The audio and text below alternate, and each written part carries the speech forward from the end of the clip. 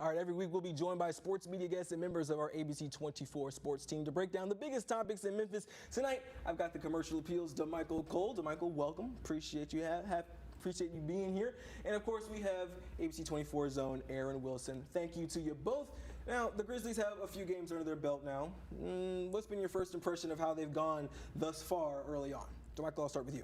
They look good. I think the first two games have been really good. And Ja Morant, I mean, this is the best I've ever seen him look, which after last season, who knew like how much he could get better? He clearly looks like a better player.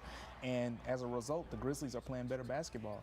I think you're absolutely right. Ja Morant has looked pretty strong. Otherwise, they've had some contributing characters, but I think overall we know it's gonna land on him. Erin, what's kind of been your opinion? It's funny you say that because during the Knicks game, I was literally tweeting and I said, I don't know how much more unreal Ja Morant could look.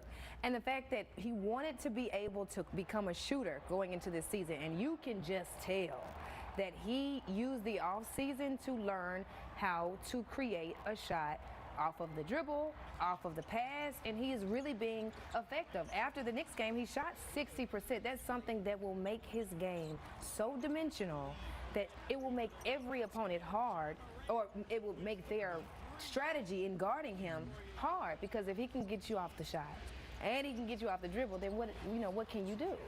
Came into that Rockets game, he actually didn't miss a three-point shot. He hit 6 of them. So that's extremely surprising. You're not expecting that from him as somebody who does get to the rim as often as he does and is as dynamic. We're waiting for him to, go and ham, throw it down on somebody, and he goes and he's hitting pull-up three-point shoots, three-point shots. So it's definitely going to be interesting. We know that Jaren Jackson Jr., he's going to be out for a bit of time. Santi Aldama is filling the position for now, but we also haven't seen Dillon Brooks yet. We haven't seen Zaire Williams yet.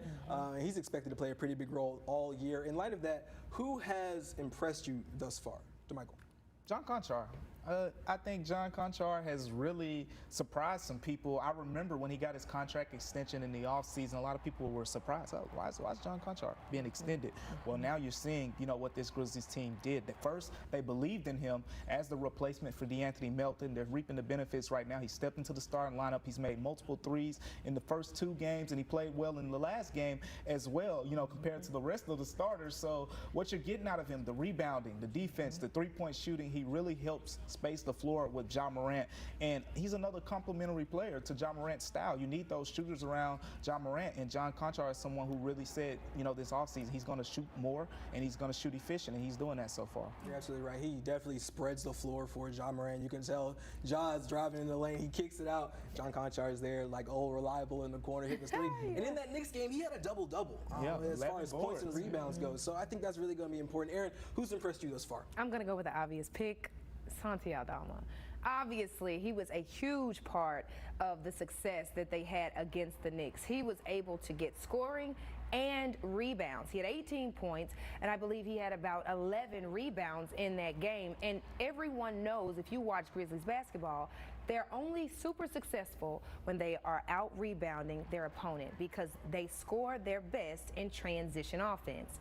They get fast breaks, they get those rebounds, they get the ball out quick. Ja Morant's already down the floor, or he finds someone else that's already down the floor. And so being that Santi Aldama has stepped in when Jaren Jackson Jr., as you mentioned, is not there, obviously Jaren doesn't bring a lot of rebounding, he brings a lot of blocking, but it's almost like what the two bring without the other offsets and helps the Grizzlies to continue to be successful. Yeah, I think anytime it's going to be interesting when Taylor Jenkins does bring Jaren Jackson Jr. in, because it's going to be interesting to see if he ever plays them both at the same time. You got a Twin Tower situation down there on the block defensively.